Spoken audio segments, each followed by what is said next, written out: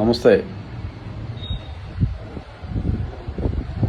ఒక ఆధ్యాత్మికవేత్తగా, ఒక యోగా క్యాంపెయినర్గా, సకల చరాచర శ్రేయోభిలాషిగా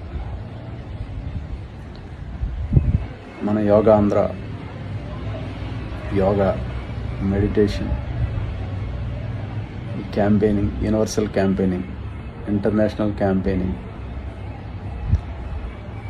ప్రతి ఒక్కరి జీవితంలో యోగా అంతర్భాగం అవ్వాలి, ఒక లైఫ్ స్టైల్ అవ్వాలి. మన కాలకృత్యాలు ఎలాగైతే దైనందిక జీవితంలో